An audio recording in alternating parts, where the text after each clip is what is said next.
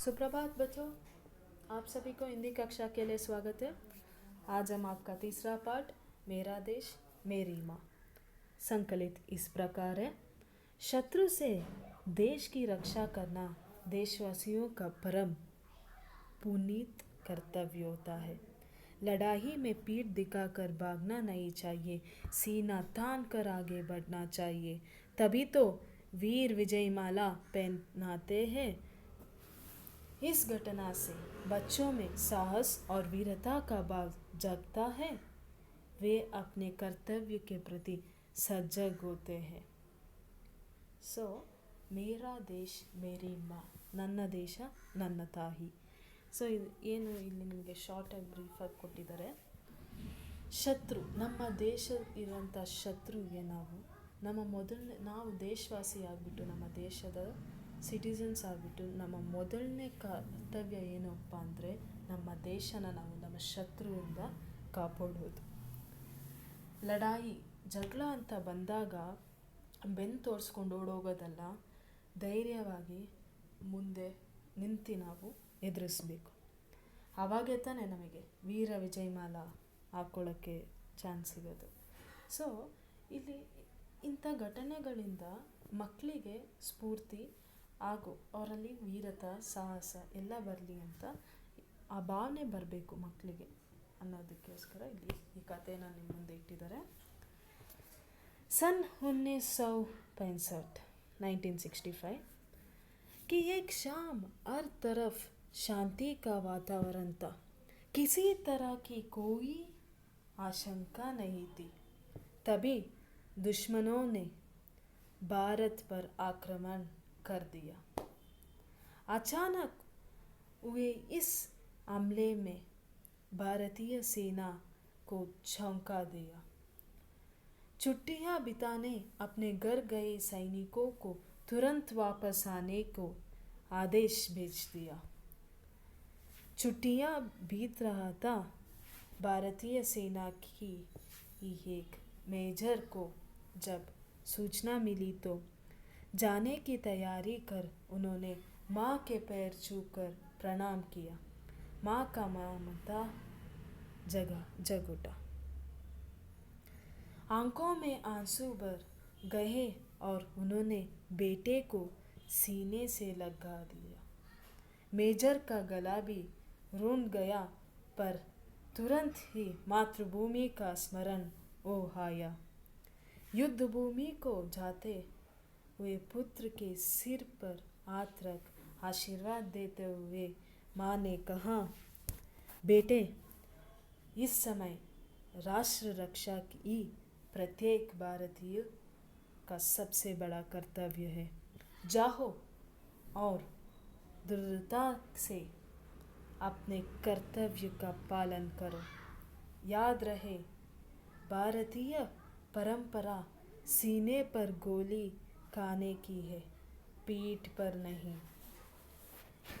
युद्ध भीषण रूप से फैलाता जा रहा था.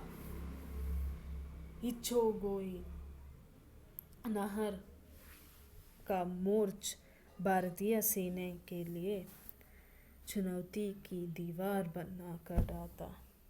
प्रश्न उठा, इस अभेद दीवार को तोड़ने की जिम्मेदारी कौन निभाएगा?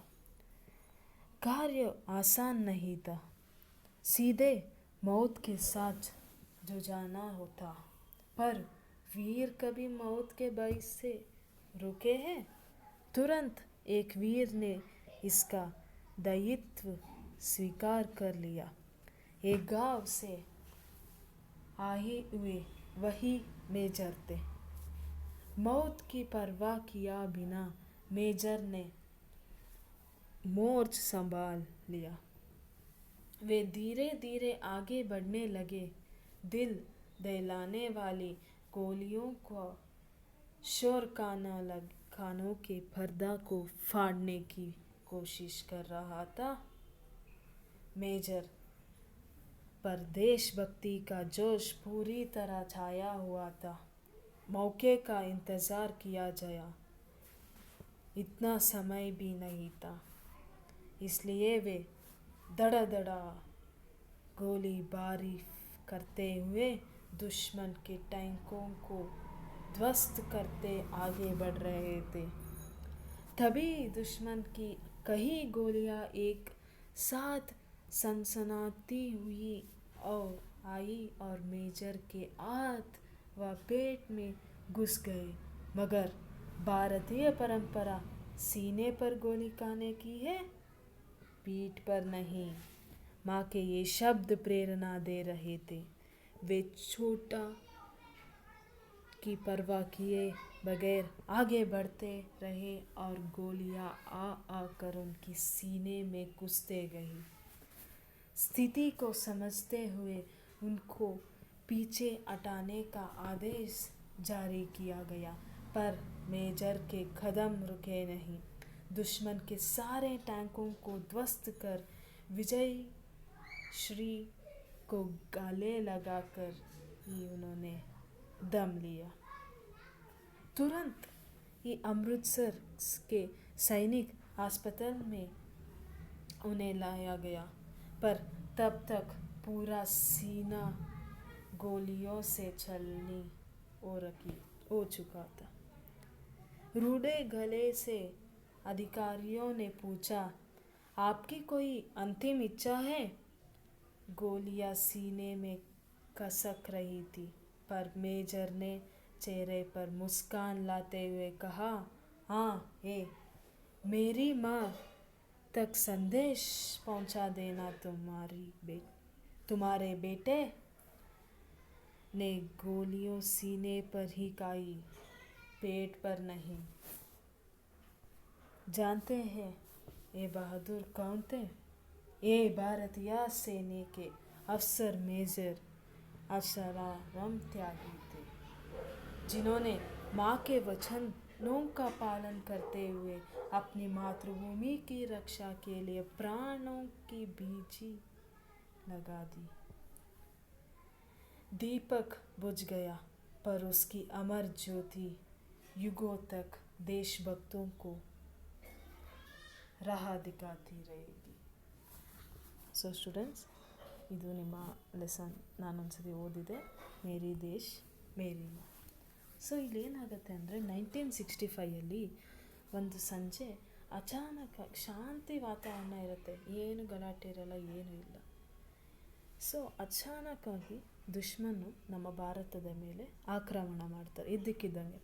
ಸೊ ಇದ್ದಕ್ಕಿದ್ದಂಗೆ ಮಾಡಿದಾಗ ಎಷ್ಟೊಂದು ಜನ ಸೈನಿಕರು ಸತ್ತೋಗ್ತಾರೆ. ಸೊ ಯಾರ್ಯಾರು ರಜಾ ತೊಗೊಂಡು ಊರಿಗೆ ಹೋಗಿದ್ರು ಅವ್ರನ್ನೆಲ್ಲ ವಾಪಸ್ ಕಳಿಸ್ತಾರೆ, ಯಾಕಂದರೆ ಅಷ್ಟೊಂದು ಸೈನಿಕರೇ ಇದ್ದಿದ್ದಿಲ್ಲ. ಆಗ ಒಂದು ಲೆಟರ್ ಬರುತ್ತೆ ಒಬ್ಬ ಮೇಜರಿಗೆ, ಅವನು ಊರಲ್ಲಿ ರಜಾದಲ್ಲಿ ಇರ್ತಾನೆ. ಓಕೆ, ಸೊ ಆ ಲೆಟರ್ ಬಂದಾಗ ಅವನಿಗೆ ಹೋಗಬೇಕು ಅಂತ ಬಂದಾಗ, ಸರಿ ದೇಶ ಫಸ್ಟು ಅಂತ ಹೇಳಿ ಅವನ್ನೆಲ್ಲ ರೆಡಿಯಾಗಿ ಅವ್ರ ಅಮ್ಮನ ಕಾಲಿಗೆ ಬಿದ್ದು ಆಶೀರ್ವಾದ ತಗೊತಾನೆ. ಆಮೇಲೆ ಇನ್ನೇನು ಹೋಗಬೇಕು ಅಂದಾಗ ಅವ್ರ ಅಮ್ಮಂಗೂ ಕಳ್ಸೋಕ್ಕೆ ಮನಸ್ಸಿರಲ್ಲ, ಈಗ ತಾನೇ ಬಂದಿದ್ದಾನೆ ನನ್ನ ಮಗ ಅಂತ. ಆದರೆ ಅವನಿಗೂ ಹೋಗೋಕ್ಕೆ ಇಷ್ಟ ಇರಲ್ಲ. ಆದರೆ ದೇಶ ಮಾತೃಭೂಮಿ ಅಂತ ಬಂದಾಗ ಅದಕ್ಕೆ ನಾವು ಮೊದಲನೇ ಪ್ರಿಯಾರಿಟಿ ಕೊಡಬೇಕು ಅಂತ ಅವನು ಹೋಗೋಕ್ಕೆ ರೆಡಿ ಆಗ್ತಾನೆ. ಆಗ ಅವರಮ್ಮ ಏನಂತ ಆಶೀರ್ವಾದ ಮಾಡ್ತಾರೆ ಅಂದರೆ, ನಮ್ಮ ರಾಷ್ಟ್ರ ರಕ್ಷಾ ನೀನು ಮಾಡ್ತಾ ಇದೆಯಾ, ಅದು ನಿನ್ನ ಕರ್ತವ್ಯ, ದೊಡ್ಡ ಕರ್ತವ್ಯ, ಅದು ನೀನು ಮಾಡೋಕ್ಕೆ ಹೋಗು. ಆದರೆ ಒಂದು ಜ್ಞಾಪಕ ಇಟ್ಕೋ, ನಮ್ಮ ಭಾರತೀಯ ಸಂಸ್ಕೃತಿಯಲ್ಲಿ ಏನಿತ್ತು ಅಂದರೆ, ನಾವು ಗೋಲಿ ಅಂದರೆ ಬುಲೆಟ್ಸ್, ಅದನ್ನು ನಾವು ಮುಂದೆಯಿಂದ ನಾವು ಓಡಿಸ್ಕೊತೀವಿ, ನಮ್ಮ ಬೆನ್ನಿಗಲ್ಲ. ಅಂದರೆ ಏನು ಹೇಳ್ತಾ ಇದ್ದಾರೆ ಅಂದರೆ, ದುಶ್ಮನ್ ಎನಿಮೀಸ್ನ ನೋಡಿಬಿಟ್ಟು ನೀನು ಓಡೋಗಬೇಡ, ನಿನ್ನ ಬೆನ್ನು ತೋರಿಸ್ಬೇಡ, ಮುಂದೆ ಧೈರ್ಯವಾಗಿ ನಿಂತು ಅವ್ರನ್ನೆಲ್ಲ ಎದುರಿಸು ಅಂತ ಆಶೀರ್ವಾದ ಮಾಡ್ತಾರೆ. ಸೊ ಸರಿ ಅಂತ ಇವನು ಹೋಗ್ತಾನೆ ಯುದ್ಧ ಇದರಲ್ಲಿ. ಅಲ್ಲಿ ನೋಡಿದರೆ ಅಲ್ಲಿ ಒಂದು ದೊಡ್ಡ ಧ್ವಂಸ ಆಗಿರುತ್ತೆ. ಇವ್ರಿಗೆ ತುಂಬ ಯಾರೊಬ್ಬರು ವೀರ ಯೋಧ ಬೇಕಾಗಿರುತ್ತೆ, ಸೊ ದಟ್ ಅವರೊಂದು ಪಾಸಿಟಿವ್ನೆಸ್ ತೊಗೊಬರ್ಬೇಕು ಆ ಸೋಲ್ಜರ್ಸಿಗೆ ಅಂತ. ಆಗ ಮುಂದೆ ಬಂದಿದ್ದೆ ಈ ಮೇಜರು. ಸೊ ಈ ಮೇಜರ್ ಅವ್ರ ಮುಂದೆ ಹೋಗ್ಬಿಟ್ಟು, ನಾನು ಈ ದೊಡ್ಡ ದಿವಾರನ್ನ ನಾನು ದಾಟಿಬಿಟ್ಟು ಹೋಗ್ತೀನಿ, ನನ್ನ ಜೊತೆ ಎಲ್ಲರೂ ಬನ್ನಿ ಅಂತ ಹೇಳಿ ಎಲ್ಲರಿಗೂ ಪಾಸಿಟಿವ್ನೆಸ್, ಎಲ್ಲರಿಗೂ ಸ್ಟ್ರೆಂತನ್ನ ತುಂಬಿ ಮುಂದೆ ಹೋಗ್ತಾರೆ, ಟ್ರೈ ಮಾಡ್ತಾರೆ. ಎಷ್ಟಾಗತ್ತೆ ಅಷ್ಟು ಟ್ರೈ ಮಾಡ್ತಾರೆ. ಆ ಕಡೆ ಈ ಕಡೆ ಎಷ್ಟಾಗತ್ತೆ ಅವ್ರ ಕೈಯಲ್ಲಿ ಅಷ್ಟೆಲ್ಲ ಟ್ರೈ ಮಾಡ್ತಾರೆ ವಿನ್ ಆಗೋಕ್ಕೆ. ಆದರೆ ಅವ್ರು ಹೊಡಿಬೇಕಾರೆ ಅವ್ರ ಕೈಗೆ ಮತ್ತು ಅವ್ರ ಹೊಟ್ಟೆಗೆ ಬುಲೆಟ್ ಬಂದು ತಾಗುತ್ತೆ. ಯಾರಿಗೆ? ಮೇಜರಿಗೆ. ಆಗ ಅವರು ಅಯ್ಯೋ ನನಗೆ ಬುಲೆಟ್ ತಾಕ್ತು, ನಾನು ವಾಪಸ್ ಹೋಗ್ತೀನಿ ಅಂತ ಹೋಗಲಿಲ್ಲ. ಅವ್ರ ಬೆನ್ನನ್ನು ತೋರಿಸಲಿಲ್ಲ.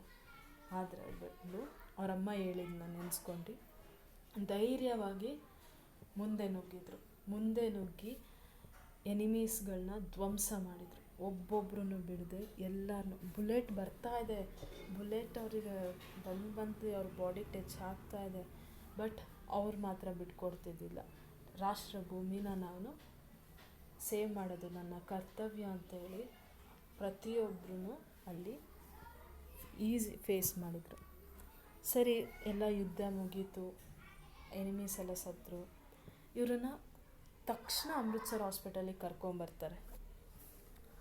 ಆದರೆ ಎಷ್ಟೊಂದು ಬುಲೆಟ್ಸ್ ಅವ್ರ ಬಾಡಿ ಒಳಗೆ ಹೋಗಿರುತ್ತೆ ಅಂದರೆ ಅವ್ರನ್ನ ಉಳಿಸ್ಕೊಳಕ್ಕಾಗಲ್ಲ. ಅದಕ್ಕೆ ಡಾಕ್ಟ್ರು ಅವರಿಗೆ ಒಂದು ಕೇಳ್ತಾರೆ, ನಿನ್ನ ಕೊನೆ ಇಚ್ಛೆ ಏನಪ್ಪ ಅಂತ.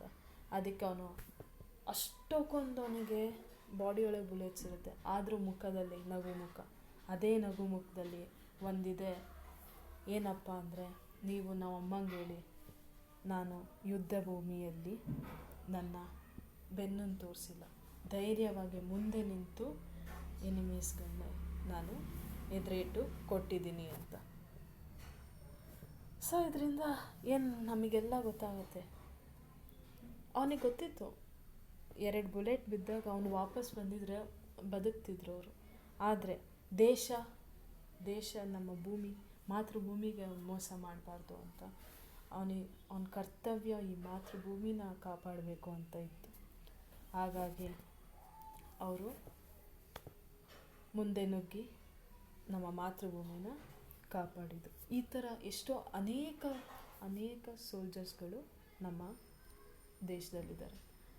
ಅವರನ್ನೆಲ್ಲ ನೆನೆಸ್ಬೋದು. ಅವ್ರು ಸತ್ತಿರ್ಬೋದು, ಆದರೆ ಅವ್ರು ಯಾವತ್ತಿದ್ರು ಅಮರ. ಓಕೆನಾ?